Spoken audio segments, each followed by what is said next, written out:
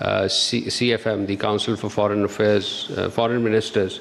This is the Shanghai platform for the member states foreign ministers meeting. He will be in Kyrgyz Republic from 23rd to 24th July. I think we are about to issue, or probably have issued, a curtain raiser on this. And please do issue if it's not been issued. Let me state that during his visit, the Deputy Prime Minister, Foreign Minister, will call on the President of Kyrgyz Republic and hold a number of bilateral meetings with his counterparts from SCO member states on the sideline of the CFM meeting.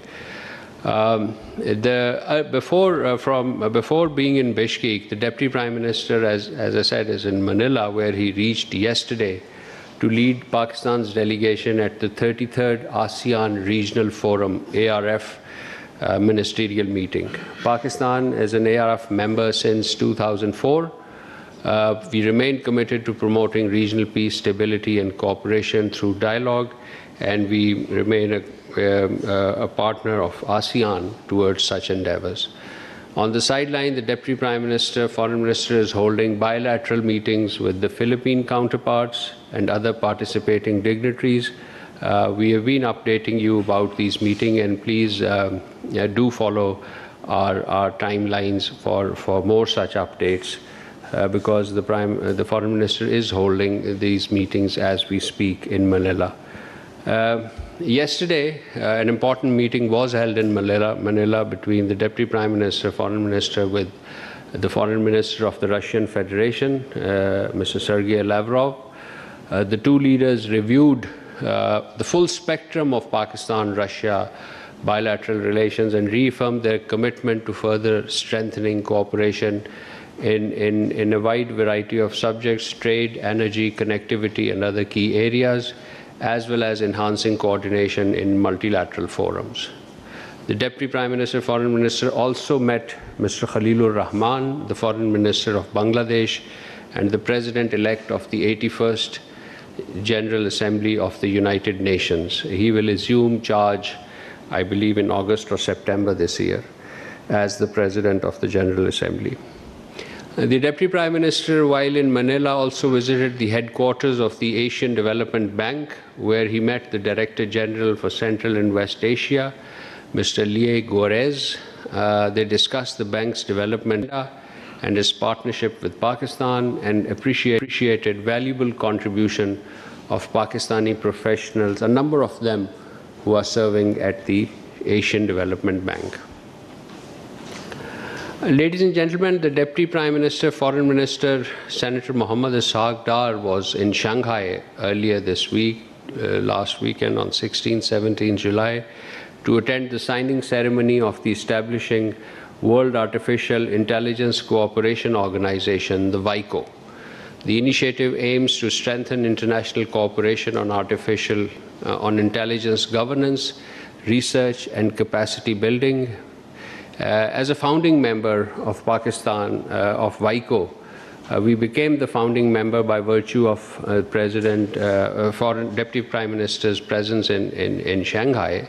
So as a founding member, Pakistan look forward to enhance international cooperation on artificial intelligence, particularly South-South cooperation, to harness artificial intelligence-related technology for sustainable economic development. While in Shanghai, ladies and gentlemen, the Deputy Prime Minister also met with the Chinese Foreign Minister, Mr. Wang Yi. The two leaders discussed the implementation of CPEC, regional connectivity, SCO cooperation, trade, and Pakistan-China strategic partnership. They also reaffirmed Pakistan-China all-weather strategic cooperative partnership through a multifaceted sectoral cooperation. Ladies and gentlemen, you are aware Canada's Foreign Minister Her Excellency Anita Anand paid an official visit to Pakistan on 20th July 2026. This was the first visit by the Canadian Foreign Minister to Pakistan in the last 20 years. She met the Deputy Prime Minister, Foreign Minister here in the Ministry of Foreign Affairs, where official delegation level talks were held. And also met our Prime Minister. Both sides discussed bilateral trade, bilateral relations, trade, investment, regional and global developments, climate cooperation, and people-to-people contacts. Pakistan and Canada also signed a protocol on phytosanitary import requirements for genetically modified canola intended for food, feed, and processing, facilitating agricultural trade between the two countries. They also agreed to expand cooperation in trade, investment, security, development, reaffirming their commitment to institutionalizing the bilateral engagement. With these remarks, ladies and gentlemen, I conclude my opening statement, and I would be ready to take question answers.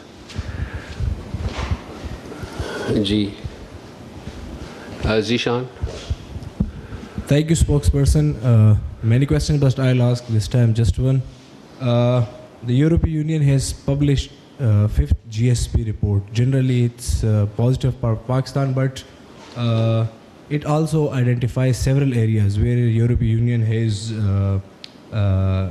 expects further reforms from Pakistan. So your comment on it. Thank you. The European Commission has published its biannual GSP monitoring review report for 2023-25. This is a biannual cycle. The overall report covers 60 beneficiary countries. As part of this overall report, the Commission has published individual country assessment reports as well, including one on Pakistan that you mentioned. The assessment is the final monitoring report under the current GSP Plus framework on Pakistan's compliance with the 27 international conventions. So it's the final report, the last of such series. We appreciate the assessment report's acknowledgement of Pakistan's legislative progress during the reporting period and the country's continued compliance with the 27 international conventions. Nevertheless, I would be remiss if I do not express disappointment with the with the report's overall narrative, which does not present a sufficiently balanced picture of Pakistan's performance, understates the breadth of reforms undertaken since Pakistan joined GSP Plus in 2014, and places disproportionate emphasis on the lower than desirable level of progress in certain areas, few areas. GSP Plus remains central to Pakistan's economic relationship with the European Union, supporting exports, employment, women economic participation, poverty reduction, and broader economic development. It is a mutually beneficial arrangement in that respect. Beyond GSP, Pakistan's EU cooperation extends to development, migration, counterterrorism, regional stability, resilience, climate resilience, connectivity, and many other areas. We will remain constructively engaged with the European Commission and other EU institutions and remain committed to the effective implementation of international conventions underpinning the GSP framework.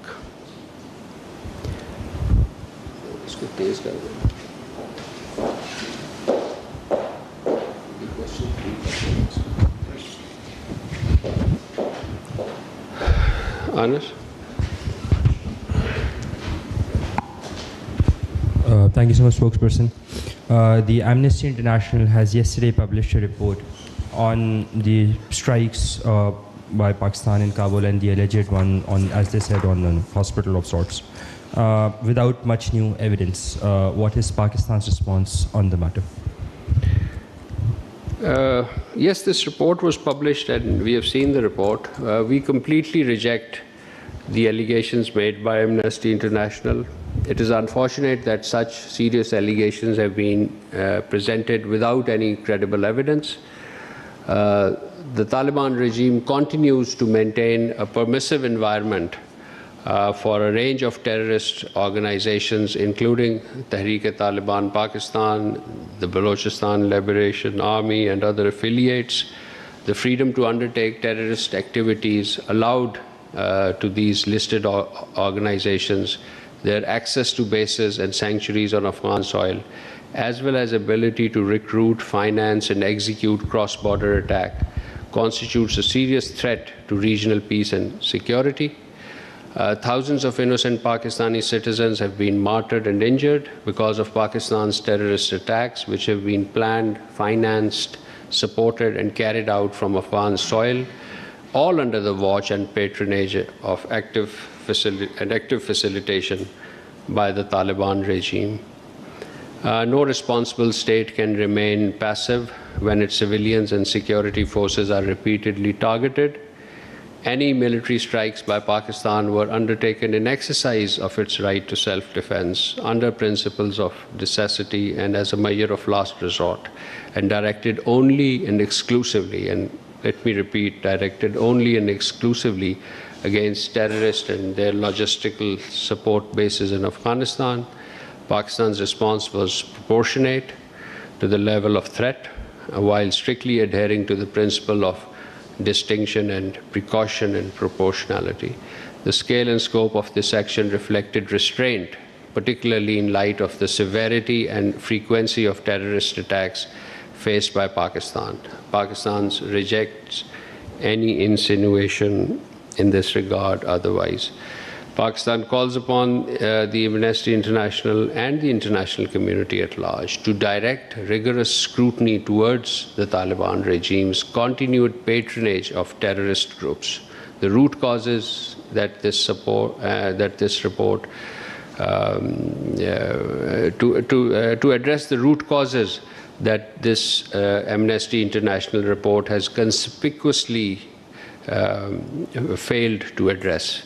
We also urge the international community to hold the Afghan Taliban regime accountable for its failure to uphold its obligations under the relevant United Nations Security Council resolution, its own commitment under the Doha Agreement, and other related commitments to prevent Afghan soil from being used as a launchpad for terrorism.